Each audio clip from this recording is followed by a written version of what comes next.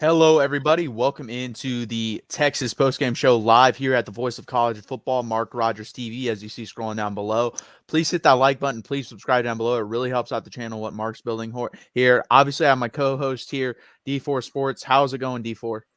Uh, Great day. It's always a great day when Texas wins, Oklahoma loses, and so does A&M.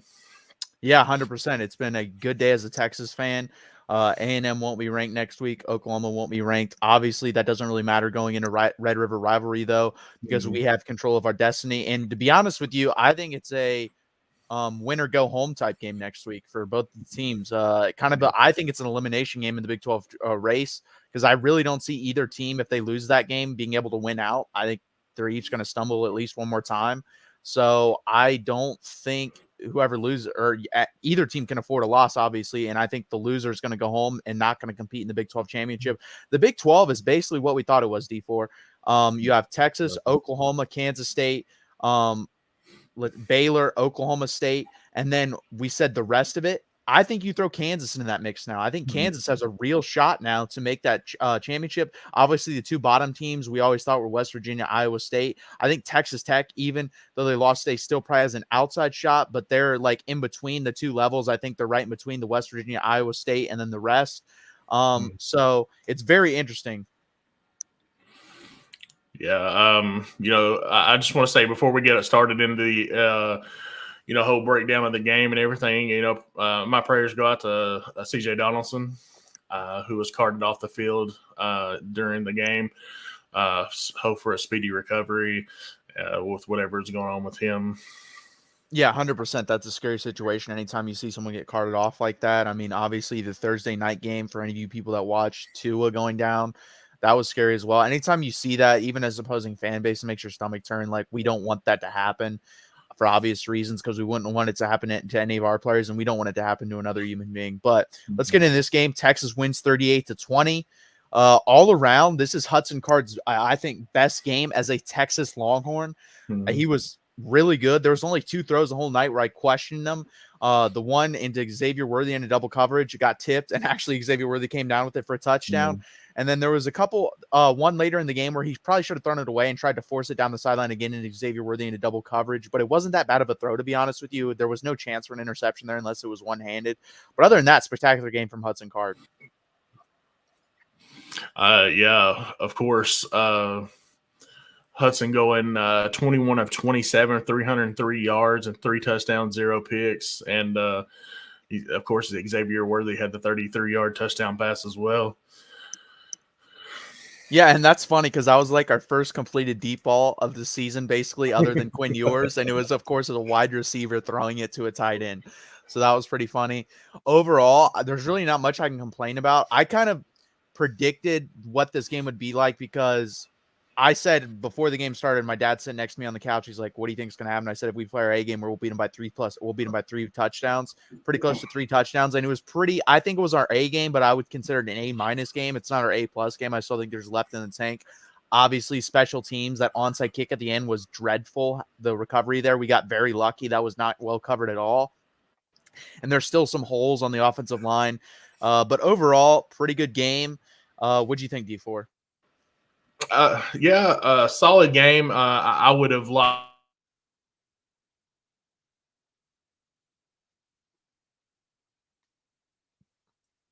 I think we lost D4 there for a minute, but yeah, I think overall it's an A- game. Obviously, there's still more left in the tank, but we got Jatavian Sanders more involved tonight, and that was something D4 and I hit on, to where we have to get someone else involved. Like, Xavier Worthy's there and he's a threat. Jordan Whittington is your third down possession guy, move the chains guy, but we don't really have that third option that's consistent.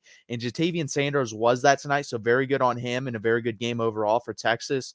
On defense, I think we're just going to have to be a team that flies to the football and plays sound fundamental defense. We're not going to be able to get a lot of sacks. We're not going to force a lot of turnovers. We're just not at that point yet. We don't have those type of players. So that's one of those things on defense where I think we're going to have to be. We're not going to be able to create a lot of turnovers, and we're not going to be able to get to the quarterback. But I think we should be able to keep everything in front of us, corral the football, and with the speed and athletes we have on defense, get a lot of hats to the football. I think that's a key to defense going forward.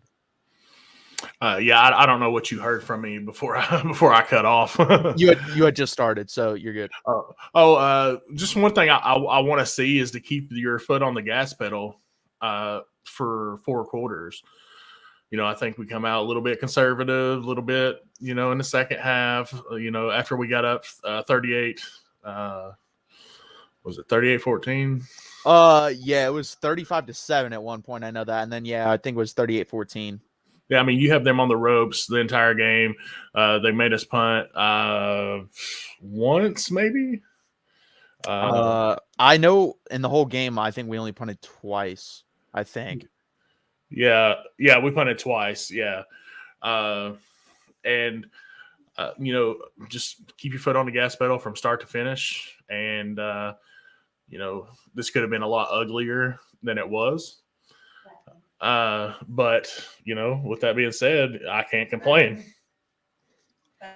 No, 100%. This is a good win. And it's one of those things where you got to take care of, like we said, there's this big group of Big 12 teams. Then I think there's a drop off to Texas Tech, which if we played this way versus Tech on the road, we beat them by about the same score, in my opinion. We didn't. And that's a frustrating thing as a Texas fan, is not playing to that standard.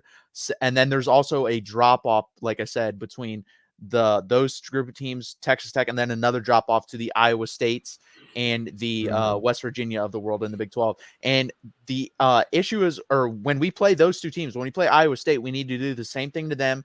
And like I said, we should have beat Tech. I don't think we would have beat them as bad since being at home, them being at home. But the thing is, if we played this game, if we replicate how we played in this game versus Tech on the road, we win that game. That's what's so frustrating to me. Yeah. What was the stat? We're like 1-7 in the past 8 Big 12 games. 8 Big 12 games. And, with a lot of those being away, it's just, we have to find a way to get up and get ready for these away games because, we go into Stillwater, these different places. I mean, we have to get up for these games, and we just have to find a way. I'm impressed with the defense in this game. Stopping the run. Of course, them. A lot of West Virginia fans are going to say, "Oh, well, C.J. Donaldson got hurt." Yeah, but he got hurt in the third quarter. And yeah, he didn't do much before that. So, and again, knock on him, of course. But stopping the run. JT getting pressure on JT. I think Barron Sorrell had 2 sacks. I seen Overshown shoot out of a cannon a few times and just make absolutely great plays. And Jalen Ford continues to week after week develop and be the player that we thought he could be in the preseason. Yeah, right now defensively he's our best player, and then I think it's between DeMarvion, Jahdae Barron, and Barron Sorrell are the other 3 in contention. Mm-hmm. But basically everyone else has played to an okay but not great level. Like I said, I think this defense just needs to be one of those defense sound tackling. I think we should expect that, flying to the football, and then a little bit of pressure. I don't expect us to be overpowering up front, and I don't expect us to generate a lot of turnovers. But if we can just be an average defense, keep everything in front of us and corral to the football, kind of like the old Indianapolis Colts team used to do with the Peyton Manning days. They really, other than Dwight Freeney and Robert Mathis, didn't have a lot of talent on defense. But the one thing they did do is fly to the football when that football was in play. And that's what I think we need to do. And the thing is, there's really, on defense in the Big 12, there's no elite defenses. There really isn't. And then the combination of that, if you do have a good defense, your offense for the most part isn't that good. I watched the TCU and Oklahoma game today. Oklahoma looks absolutely piss poor on defense. I mean, 27 points in the first quarter, guys running wide open. So we should be able to take advantage of that. And unfortunately in that game, Dylan Gabriel did take a cheap shot. You can say what you want. That was a cheap shot. And I don't know if he'll be available. So that'll be interesting. Both of the starting quarterbacks could be out. And if that's the case, that favors Texas a lot, because Hudson Card is much better than, I don't know his first name, but I believe his last name is Bellevue or something of that nature. Bellevue. He is not good. Yeah, it's, depending on whether or not Gabriel is able to go, that guy's a difference maker in that Oklahoma offense, and it's clear to see as soon as Bellevue came in. But no matter who is back there, we still have to get pressure, still sound tackling. Not our coverages have to match up with our pass rush. Everything has to click right because this is a game. Throw the records out the window. It's going to be madness. So we have to be ready for anything coming at us. Yeah, that's the thing. Like, I don't really care who's starting at quarterback for either team. I don't care about the records. I mean, year in, year out, this is a one possession football game, period. So I expect the same thing going forward in this game. Oklahoma's going to be fired up, play above their head. Texas will probably be fired up, play above their head. It's the people that, like we saw last year, we came out guns a-blazing, got a big lead, and then blew it. And like we said, we were 1-7 in the last 8 Big 12 games coming in before today. I believe we held a lead in almost every one of those games, at least 7 of them. I'm not 100% sure about 8, but 7 of them we held a lead. And that's the biggest issue, is being able to keep the foot on the gas and be good. I think we did that well through 3 quarters today. I would agree in the fourth quarter, we did not do that. Now there is that thing where you gotta have to play 50-50 there, because if Hudson Card gets hurt, we're in real trouble. And that's the thing too, is he's already limping around again, and we can't afford to get him hurt, because then at that point you're going to Charles Wright, who has never taken meaningful snaps, or Malik Murphy, who has barely played and practiced, or he hasn't played at all, but he hasn't practiced that much either because he's been hurt. So I kind of get that in the fourth quarter, especially being up so much and the defense playing well. What are your insides on next week's game? What do you think determines that game next week? Oh man, coming out and making adjustments. You have to make series to series adjustments on defense. No matter what quarterback's playing, you have to game plan for them both, pretty much. But I wouldn't doubt that Gabriel is back next week, so I'd probably plan for him. It depends on what how severe the concussion was. If he had a concussion, I'm not sure. I didn't see any reports. I don't really read too much into Oklahoma, but they have a very capable running back in Eric Gray. They got a couple of running backs over there, and of course Marvin Mims Jr. Those guys are definitely hard to cover. But I think we have all the tools to make it a game and to make it a very, very competitive. If we play our A game from start to finish, we could make it look like TCU game. I would agree with that, because we have better weapons than TCU, and if Quinn Ewers plays, the better quarterback easily. But I think Hudson Card and Max Duggan are basically on the same level.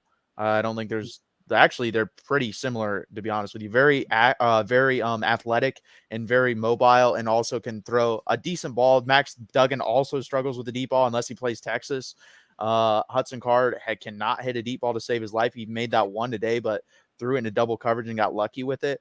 But there was a lot of breakdowns on that Oklahoma defense. There were guys running wide open, not great tackling. They just didn't look good on defense at all. But the thing is, as you know, D, for the last couple Red River rivalries, they've been able to generate pressure that they didn't versus anyone else. They got a ton of sacks the last 3 Red River rivalries versus us. So that will be the thing. If we can protect whoever is at quarterback, I think we'll be able to win this game. That's going to be the key, in my opinion. Yeah, I completely 100% agree. Barron Sorrell, all those guys, generating pressure with Jalen Ford and DeMario Overshone. Throw stuff at them that they haven't seen. Don't just play basic coverages. Don't play basic blitz packages. Throw some wild stuff at them, because they don't have the greatest offensive line. They don't have the greatest run game, but they have capable players. And if you miss a tackle here and there, like we didn't miss very much today, but, I will say that, JT and Dylan Gabriel are very similar as far as like decisiveness and can carve up a defense. Reggie Grimes on that defensive side of the ball, he can get after the quarterback. I actually watched him play in high school here in Tennessee when he was at Ravenwood. So I'm very familiar with Reggie Grimes, and I seen is it Woody Washington, their corner? Yeah, I seen like Oklahoma fans screaming to just get him out of the game. And he's been a mainstay there for a few years now. Yeah, he's been on their team for a while and played a lot. And I would agree, Dylan Gabriel and JT Daniels are pretty similar. Dylan Gabriel, I would say, is more accurate, whereas JT Daniels More, does have a bigger arm, and he's also more mobile, yeah. obviously. But he can do some good things. Obviously, in this game, what I saw is TCU, knowing that he doesn't have a great arm, sat on a lot of the short stuff and just made him throw the ball deep. And then just as soon as they saw that foot hit or the back foot hit for Dylan Gabriel, they immediately broke on the wide receivers. And I think Texas needs to be more aggressive on doing that. When you know he can't push the ball downfield, you need to be able to do those things. Let's jump into some of these comments. DMS 1983. Amazing that so many are still ripping Card. The guy is playing his butt off on a bum ankle. 100%. I have no issue with Hudson Card. Hudson Card could start in 3/4 of the teams in college football. I mean, he could start for every team in the Big Ten West. The Big Ten West is a joke of quarterback playing. Hudson Card's played well, and I've seen improvement every week that he's played. So I have no issue with Hudson Card.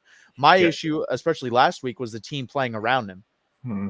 I only seen Hudson Card hold the ball too long one time, and that's the sack he took out on the rollout. Just get rid of it. Sark emphasizes in his offense to not take sacks. Get rid of the ball or throw it. So I only seen him hold the ball too long once.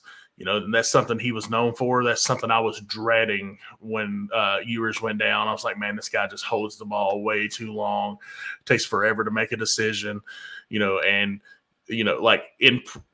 was the most impressed that I was with Hudson Card in this game is the touchdown he had in the corner of the end zone to Xavier Worthy with a blitzer in his face, off his back foot, just let it rip, and that really impressed me. Yeah, he didn't question himself, and he usually does that. He would usually take that split second too long, and that would have been he would have either thrown that and it would have landed in the dirt in front of Xavier Worthy, or he would have taken the sack. Whereas he knew the route, he trusted himself, and as soon as he was there, and as soon as he came out of his break, he let it go. It was beautiful. It was by far the best anticipation we've seen from Hudson Card.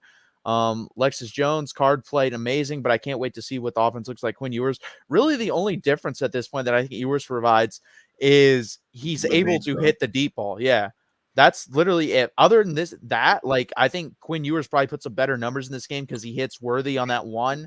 And then that's really the only throw of the game where I think Quinn Ewers makes over Hudson Card, in my opinion. So that's really all we're missing. And if Hudson Card gets that, then we start to really talk about do we have a QB controversy? Because Hudson Card is more mobile and he's starting to trust himself, as it seems like. So if he starts hitting the deep ball, it should get interesting. And I don't have an issue with that. If he starts hitting the deep ball and you want to debate and we're winning games, I don't really care who the quarterback is.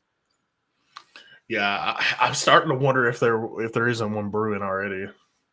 Yeah, it'll be interesting. I think what will do it is if Hudson Card comes out, plays great next week versus Oklahoma, wins that game, that's when it will start. I think and it won't even start then. I think then we'll actually have the decision. It'll be interesting. And like I said, if he's winning games at that point, I have no issue. Like I said, he wasn't the reason we lost the Texas Tech game. That was play calling, and the defense was abysmal in the second half. Yeah, I agree. And Hudson Card's as that, athletic, we see him game after game after game, take off and gain that first down that on 3rd and long or 2nd long or something like that. He gets that element. I'm not saying Quinn can't, but Hudson is the more athletic quarterback. Yeah. The issue I've always had with Hudson was the anticipation skills and then the footwork. The footwork has gotten much better. The anticipation skills have gotten better. They're not to where elite level status yet. And then obviously, like I said, the deep ball as well. But if the anticipation skills get a little bit better and he starts hitting deep balls, then I think there's really no reason to go back to Quinn, especially since he hasn't been getting that many reps either. Like you're going to have a week where Quinn Ewers comes back in his first game and he's going to struggle. That's going to happen because it's natural. He's only played a game in college football, 4 quarters total, and he hasn't been taking that many reps. So, it's hard to tell. Yeah, for sure. You want to get into some of these stats? Yeah, sure. All right. Like I said earlier, Hudson Card, 21 of 27, 303 yards, 3 touchdowns, 0 interceptions. Xavier Worthy had the 33-yard touchdown pass. Bijan Robinson finishes with 21 carries, 101 yards, and 1 touchdown. Roschon had 6 for 20. Xavier Worthy, 7 catches, 119, 2 touchdowns. Jatavion Sanders, 5 catches, 78 yards, 2 touchdowns. Whittington, 3 for 58. Bijan, 2 for 34. And Keelan, 3 for 26. 0 turnovers in the game, which is definitely something you want to see. But the only thing is, like, we didn't force any either. Yeah, there was that we haven't really forced many turnovers the whole season. That's one thing that we really need to get better at. I don't know if we're going to. It seems like ball hawking teams are one of those things where that's taught in the off season and you see it right away. I don't really see that coming on, to be honest with you. That's why I said I just want to be sound on defense. We don't have to be great on that side of the ball. If we're average, that's good enough with this type of offense, especially Sark called a really good game tonight. It was aggressive for the most part. It was also, I mean, you saw trick plays with the Xavier Worthy pass. You got Jatavian Sanders. That's one thing I hit on when you went out for a little bit is Jatavian Sanders got way more involved tonight, and he needs to be way more involved going forward. Yeah, I think that's some of the keys that we had for last week. You want to see, him and Keelan Robinson get more involved in the game. So, yeah, 100%. And we didn't really see much two back tonight, is what I noticed. Usually we've seen that. That was like a staple for the whole Texas Tech game. We saw that all the time, and even Alabama. So maybe he's going away from that. We also didn't see. This reminded me of the Wildcat. I don't think we saw that at all tonight. And he said in the press conference he wasn't going to go away from it. Well, he completely lied because he went as far away from it as he possibly could, which makes sense. I don't mind it sprinkled in, but you just have to call it out of different formations. You have to call different plays out of it. You were calling 2 plays, and you don't need to call it 15, 20 times a game. Use it 5 to 7 times. Use it in the red zone. Use a pass in the red zone if you can. Like, I think that'd be fine. And I was happy with the amount of touches that Bijan got in the game. He had 23 total touches. 21 carries and 2 receptions. But, it's very important to get that guy 20 to 25 touches and, Roschon, spell him with Roschon or Keelan. And one of the plays that works so well is the ones out of that 2-gun, I call it 2-gun, that 2-back set is that wheel route. Yes. That works almost to perfection. I know Hudson missed one, but you see that time after time in the Texas Tech game, in the the Alabama game, in the UTSA game. It's there all day long. Yeah, Hudson missed one early, and then Roschon overran one. That was more on Roschon on the second one. He stumbled there. He should have caught it. It could have been thrown better, but he should have caught it. Yeah. Also, let's see. Hey, little 12 refs, it's still allowed to tackle the QB. Yeah, that was a god awful call. I don't know exactly. I mean, Tavondre Sweat was literally right there when the ball was thrown. He touches the guy. He doesn't land on him. Like, I understand if he puts full body weight on him, that's a penalty. He didn't do that, so I don't understand that. But overall, I mean, I can't complain. The officiating was probably the best it's been out of any of our games so far. So I have no issue with the officials tonight. They didn't obviously change anything about the game. Another thing we need to get better at on defense, these guys need to learn, other than Deshaun Jameson, who made that great play on Bryce Wheaton Bryce Ford Wheaton down the field. We do not play the ball well as cornerbacks at all. Get your head around. Yeah.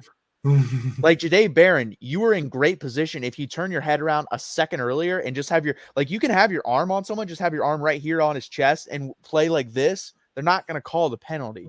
And instead, he has his head around, both hands on the chest. They're going to call that every time.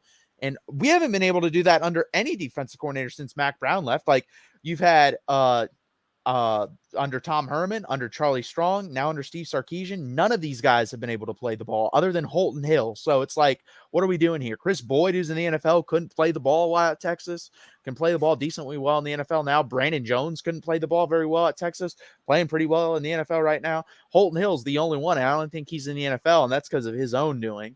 Lexi Jones, Carr had 300 yards plus and 3 Ds, no interceptions. Yeah, very good game. Solemn drip. Refs took away a blatant pass interference for the home team. I don't remember that, to be honest with you. Was there blatant pass interference they took away? I'm not sure that they took away. I know that the blatant pass interference on Casey Kane in the end zone was given to us. Yeah, they. I don't really think there were any big calls that went our way tonight. We got all the luck tonight, other than the onside kick. That was abysmal coverage on that, but other than that, I mean, the Xavier Worthy tip was awesome. That usually does not happen for us. That usually goes the opposite way. So everything went our way tonight. It was nice. He said they picked up the flag. I don't remember that, but like I I said, I don't. I'd have to go back and watch, yeah. which I do. Texas held a WVU receiver is what I mean. Oh, okay. There might have been, yeah, I think I know what you're talking about. I don't really think any of that. I mean, West Virginia's receivers need to learn how to catch the ball, first off. JT Daniels had a lot of decent passes tonight that were dropped. Sam James is good. Ford Wheaton is good, but Ford Wheaton has pretty good hands, but Sam James dropped a couple passes tonight. First off, guys, can you please hit that like button? Please subscribe. Also, can you please go over to the Texas channel and subscribe there? We're trying to grow that channel. Please do that. Subscribe, like all the videos. Thank you very much for that. Next up, D4, plug that Patreon, please. Yeah, man, Patreon. We get on there. You get perks. You get Mark's picks. You get access to the Discord server that I myself am on with a bunch of other guys. That do shows on Mark's channel. The Pac-12 guys, some SEC guys. I mean, there's about 90 people in there. You get access to that. You get in there. You talk football.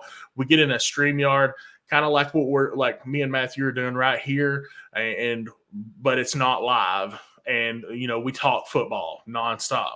So $5 a month. Get you access to that, and it's just a fun time, and I would strongly encourage it. Yeah, guys, I mean, it's a great time. It's not that expensive, $5 a month. Like you said, D4, I don't know if you mentioned this, but if you send a super chat, you can use that money from the super chat towards a month of the Patreon. So go over, do that if you send a super chat. If you haven't, just go subscribe or go and sign up for the Patreon. It really helps out Mark what he's building, and you get to have fun while doing it. $5 is nothing anymore, guys. It's a great deal. So thank you for that, guys. Next up, obviously, D4, who right now, if you had to bet, who do you think would win the Big 12? The way it's looking, Kansas State. I had them. I believe I had preseason prediction was Kansas State and Baylor. I don't think Baylor's making anymore. I think it's probably going to be Kansas. Right now, I would agree. I think it's between Kansas State and Oklahoma State are the teams that look the best. Now, that can change from week to week because we saw Kansas State lose to Tulane, then beat Oklahoma, and then today win again versus Texas Tech. And Adrian Martinez looks really good. He looks like Colin Klein did back in the day. So that's going to be very interesting. I think Kansas, by the way, should be ranked. I don't know why they weren't ranked before this game. They have to be ranked now. TCU has to be ranked as well. That should be a top 25 matchup. You have College Game Day actually going there next week, which is crazy when you have Bama versus A&M. You have Texas versus Oklahoma, and they're going TCU going to TCU versus Kansas. So that's interesting. Kansas, if they win next week, I think we really have to put some serious stock into them winning the Big 12. They could legitimately win the Big 12 if they win next week. Listen, I think they legitimately have the best quarterback in the Big 12 right now.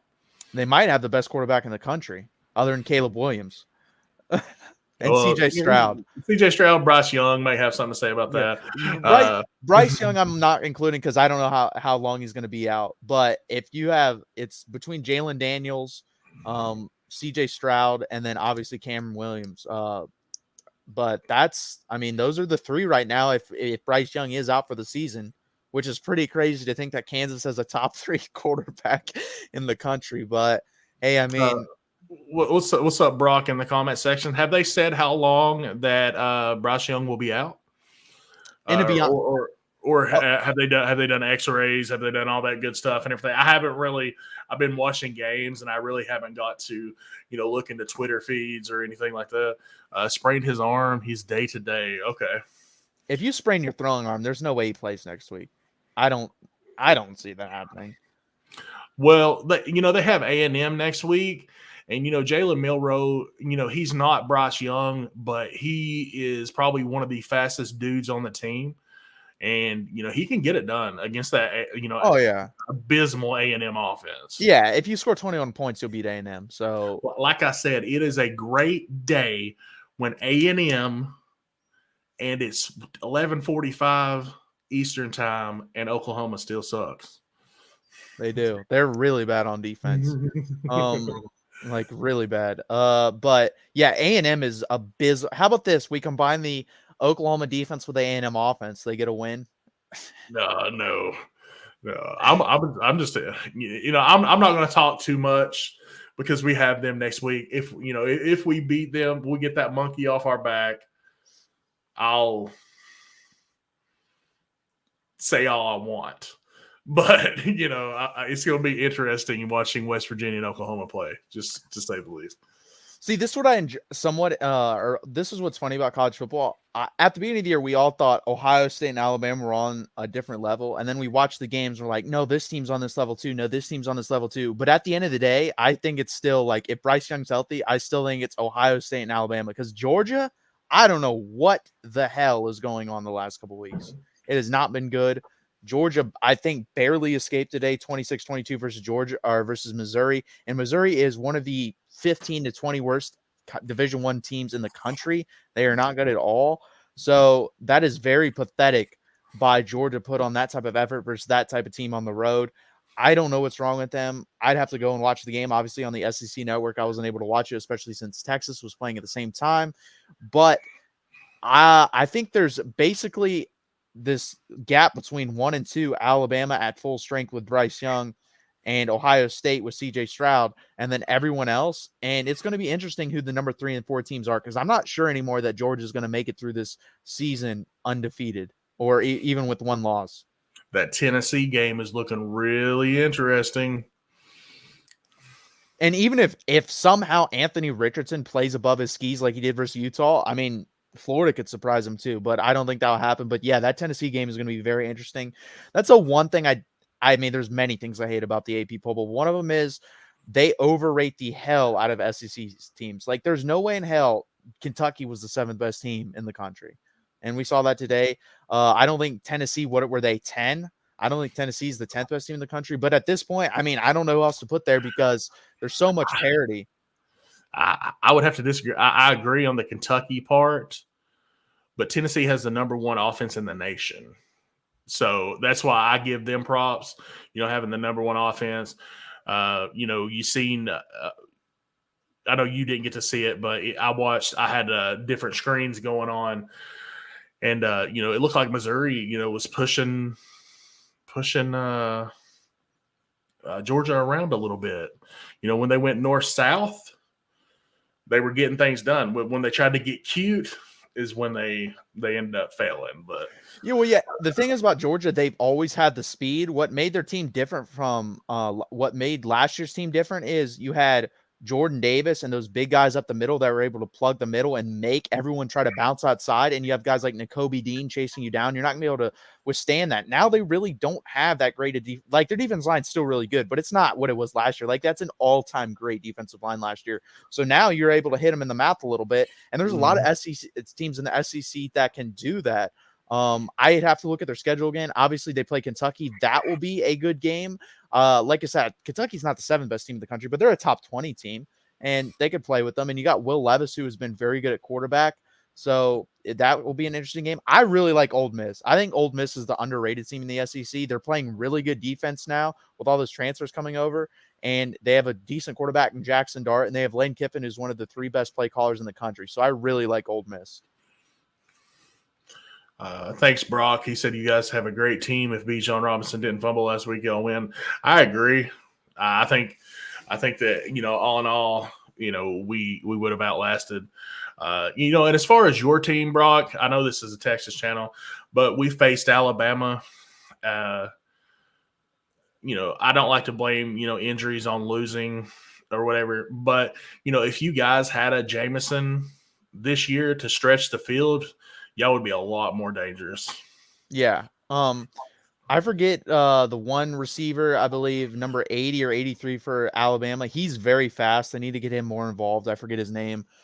He's I believe Kobe Prentice. Yeah, that's what it is. Mm-hmm. He's very fast. So that's like the one guy that I think they could start to get more involved over the top. I don't know if they don't trust him for whatever reason. I don't watch enough Alabama games to know that. And especially this year, I've only really obviously watched the Texas versus Bama game. I watched a little bit of the Arkansas versus Alabama game. But I wasn't able to watch the whole thing. But overall, I think college football, there's so much parity this year. It's going to be fun. Like the Big 12 in general is fun. Like I have no idea who's going to win it or even be in the championship game. You could tell me right now, it'd be crazy, but I could see a world where Kansas State and Kansas are playing in Dallas for the Big 12 championship. It's how wide open it really is. Because Oklahoma State, their defense is good. It's not as good as last year. And then you got to rely on Spencer Sanders. And I just don't believe in him. So that'd be my favorite right now just because of where they're ranked and the pedigree they have. But Gundy always seems to choke too. So I don't know. Yeah, it may be, like I heard somebody say this, I can't remember who it was, but look at Kenny Pickett last year at Pittsburgh. The guy was in his 6th year. He wouldn't have been drafted the year before. Look at Stetson Bennett. I know they struggle today. He's in his 6th year. Look at what he's doing. Joe Burrow, if he would have come out the year before, was a 5th or 6th round pick, and then he went number 1 overall. So I mean, these guys getting extra years are pretty, reaping the benefits of the C word year. Yeah, for sure. And I mean, I don't really hate any team in the Big 12 other than Oklahoma. So if we don't win it, obviously I don't really care who wins it other than us. But I don't want Oklahoma to win it. But it would be kind of cool to finally see Mike Gundy to be able to, if they were to make the college football playoff, to see him get to his, I think, well-deserved credit. I mean, what he's done at Oklahoma State has been very good. He took over from Les Miles and wins 10 games almost every year there. I think it's an underrated aspect or he's an underrated coach in that aspect. So that'd be very interesting, especially having Baylor with David Randall win it. I like to see these like smaller teams get their flowers and smaller coaches get their flowers. So I think that'd be kind of cool. If obviously, if we don't win, I'd rather have us win it.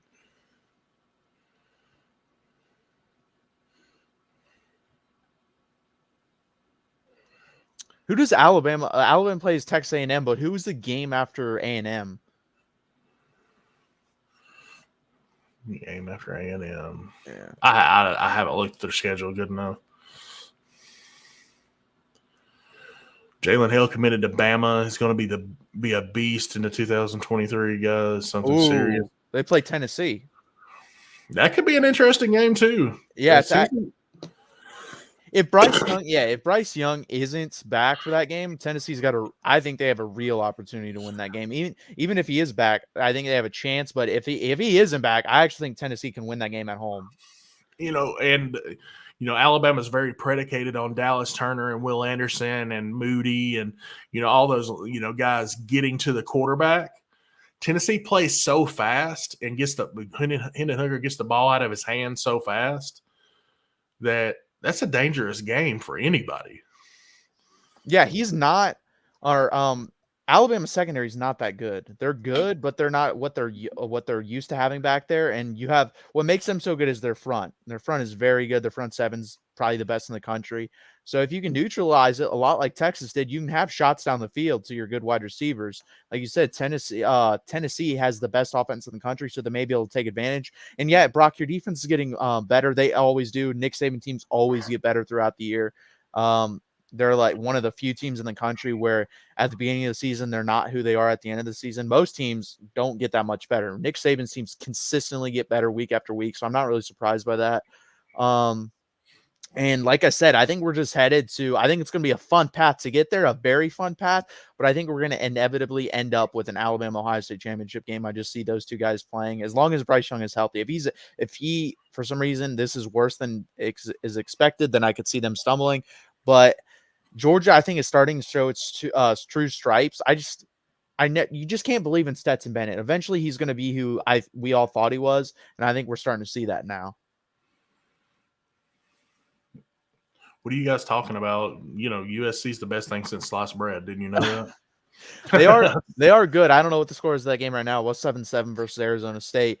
But I still think that the Pac-12 championship is going to be determined between Utah and USC whenever they play. I'm not sure when that is, but Yeah, I think Washington got exposed. Oregon State got exposed. Washington State got exposed.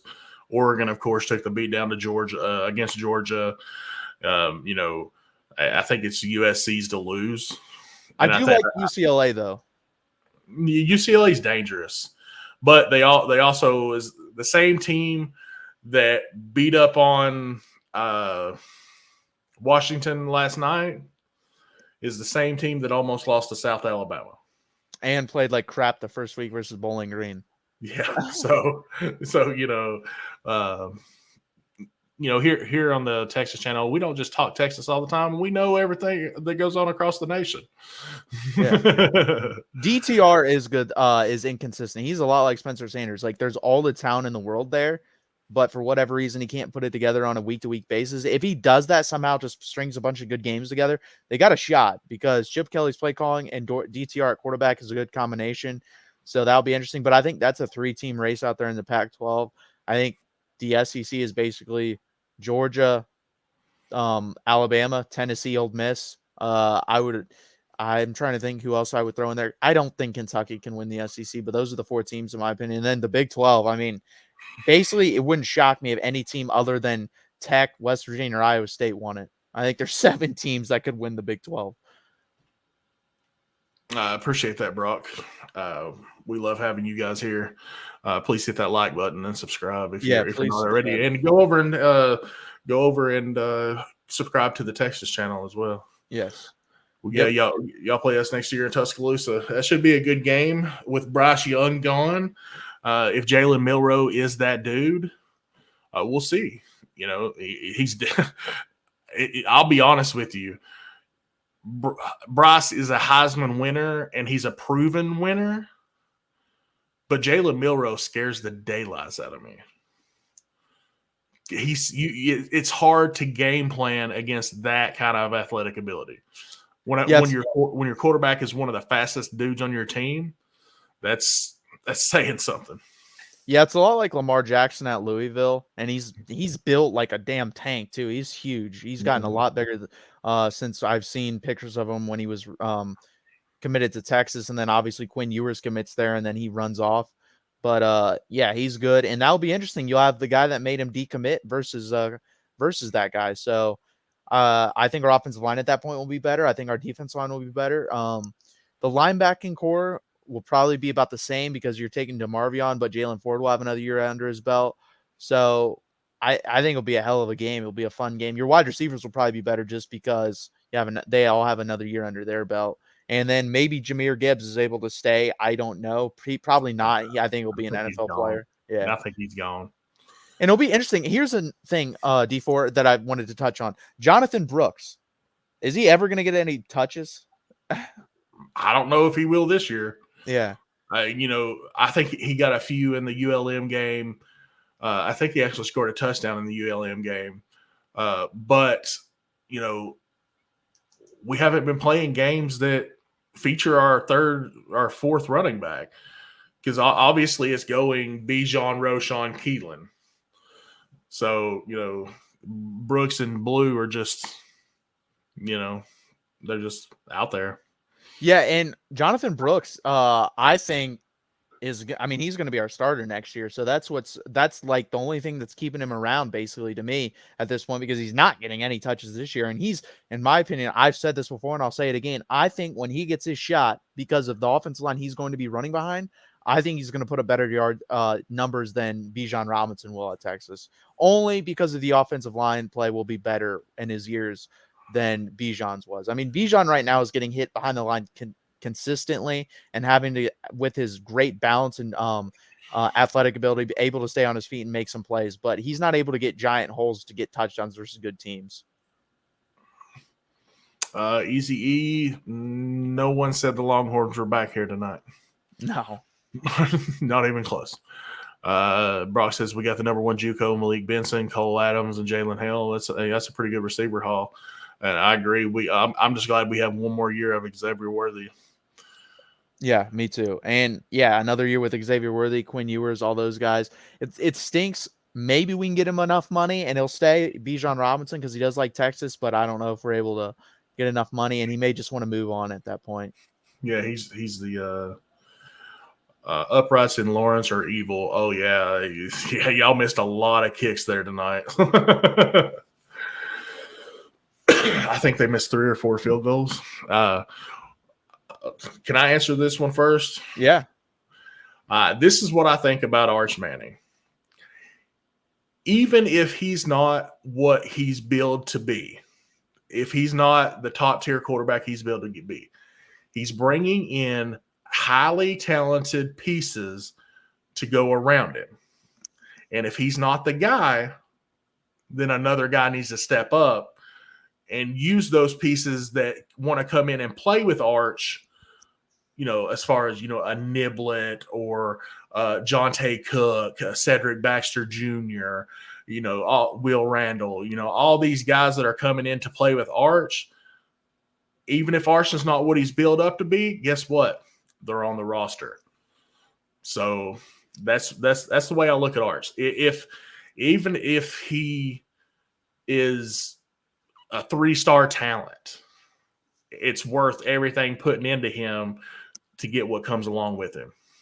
And first off, let me say this. He's not a 3-star talent. If anyone watches him, he's athletic. He has a strong arm. He's accurate. And then you have to count this, guys. He has one of the 3 best quarterbacks that has ever played in the NFL in Peyton Manning. His other uncle is one of the 30 best quarterbacks ever. So he has 2 guys at the quarterback position who are top 30 in the history of the NFL at their positions. 2 of them to take from. And he's got the athletic ability from his dad, Cooper, who was the most athletic of the Mannings. Plus, you have Archie Manning. So you have all this wisdom being poured into him, all this football intellect. It's really hard for me to sit here and say he's going to be a bust. Could he be just good? Yeah, I could see that. I think there's a pretty close to 0% chance he's just a flat out, this guy can't play in college. Oh yeah, I'm not saying that he's going to be whatsoever, but I'm saying even if he doesn't pan out, look at what he's brought with him. Yeah, and that's the thing too. Like, I would agree if you don't think he's the number 1 overall prospect or one of the 10 best prospects to ever come out of high school, that's fine with me. But is he a 5-star recruit? Yes, I believe that. And that's what Sark does. Well, exactly what you just said right there. I think he's going to get developed well at Texas. That's what Sark turned a 3-star Mac Jones into a first-round quarterback. And you've seen that with Jake Locker, who was not great at Washington before he got there, developed him, became an NFL player. Not a good NFL player, but he became an NFL player, 1st-round pick. You have Matt Barkley, guys like that, Matt Leinart when he was the QB coach. So all these guys, you can say, oh, they weren't in the NFL, but they were good in college. They got developed and they got to the NFL because of Steve Sarkisian. Now, what they did in the NFL is another thing. Like, those guys have not been great, were not great in the NFL, especially Jake Locker. That guy was abysmal in the NFL. But man, he played for my Titans, and it was miserable years. Yeah, I think he had like a 54 to 55% completion percentage. He was basically a running back at quarterback.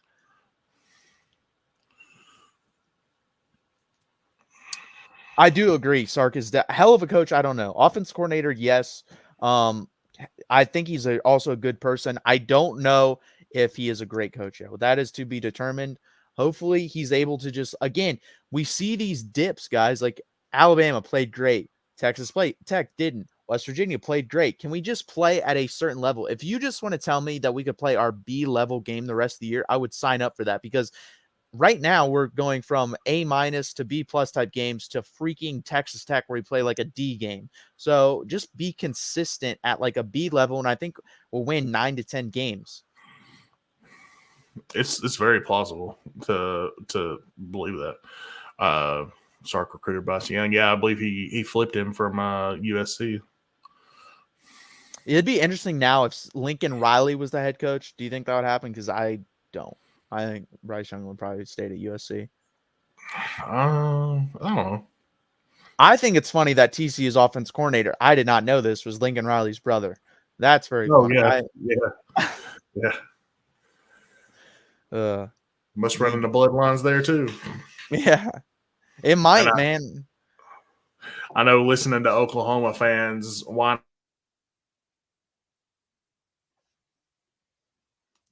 Brock, but the problem is we lost D4 again. He'll probably be back. 2019, yeah, but the thing is that's still a loss. And the thing is in that game, and I agree, we're playing with our backup quarterback, one, and he's hurt, but that's only one game. I want to see consistency. Consistency. That's the biggest issue that we've had with Steve Sarkisian here and with Texas just in general coming the last 12 to 13 years is we don't have consistency. We don't play our B game or A game all the way through the season. You will have 5-6 games where we'll play our D game, 5 or 4 to 5 games where we'll play a C game, and then we'll have 1 or 2, maybe a year where we'll play an A game. And those are usually the big games. Those are usually 2019 LSU comes to mind.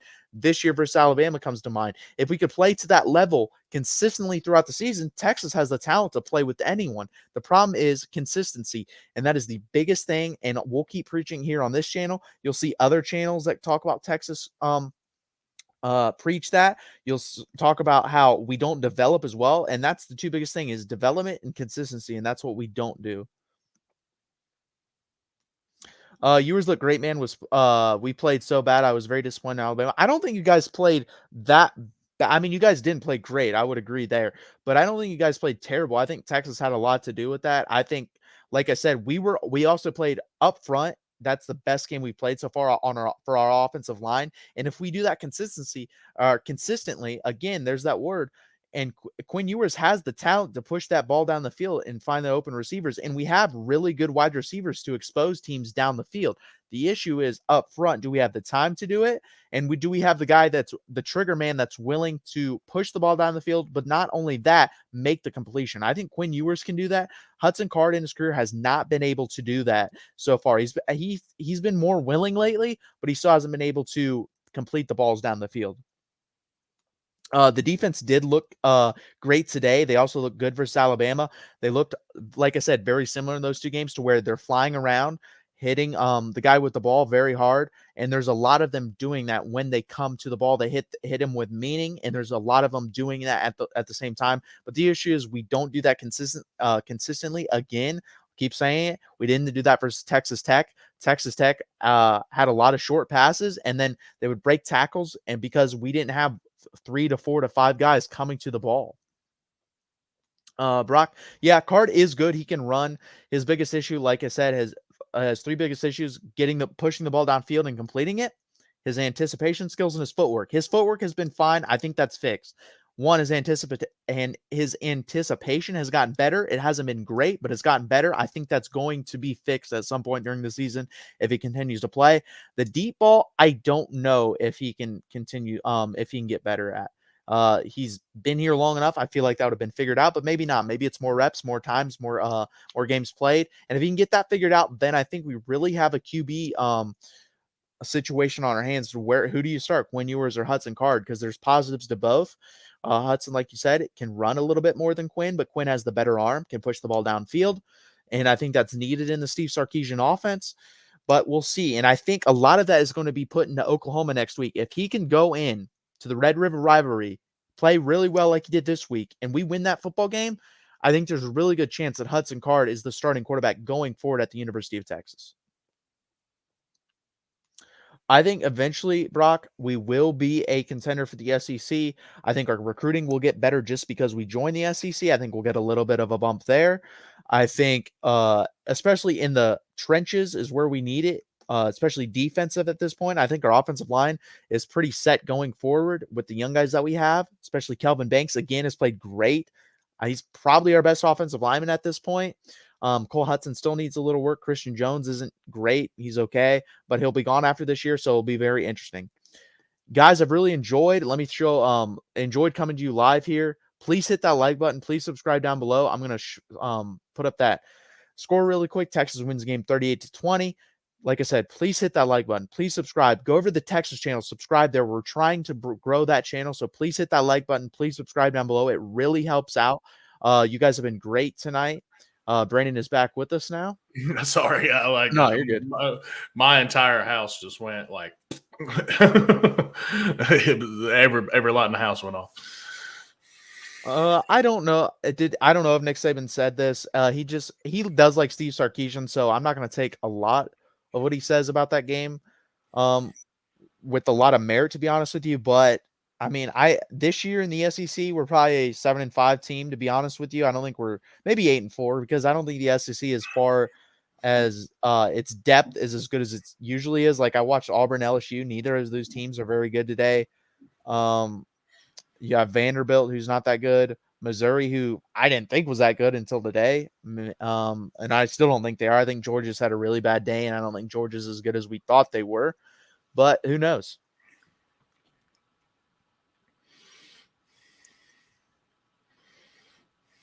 Brandon, I think we'll probably get out of here. How about you plug that Patreon one more time? Like I said before, Patreon, $5 a month, get access to Mark's picks, extra perks, the Discord server. You get in there and talk to knuckleheads like myself. We get on a StreamYard just like me and Matthew were doing right here, not live, but you do have access to a live show, and that would be the After Dark show on Sunday nights at 10:45 Eastern. You can always come on there, and it's really enjoyable to be able to sit there and talk football, no politics, no nothing like that, just straight football, and with other dudes that from around the country. Yeah, it's a fun time. You guys can also catch their at Football After Dark show tomorrow. About what 10:30, 10:45 over there on Mark's channel, right? D4. Yeah, Yes, so sir. go over there, subscribe to the main channel. Please go over to the Texas channel. Please do this. Subscribe there, like the content. Also, go over to D4's channel, subscribe to his content, like his videos. Really helps him out as well. Guys, it's been a pleasure, and I like this comment. We're going to leave it down there to close this video. Oklahoma is horrible.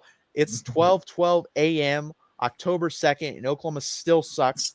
We'll meet them next. Yeah, we'll meet them next Saturday in the Red River rivalry. Well, hopefully that second year trend continues where every year a Texas coach seems to win that game in their second year. So hopefully Steve Sarkisian can break through and win that game. We should have won it last year. Thank you guys for watching. Please hit that like button. Please subscribe.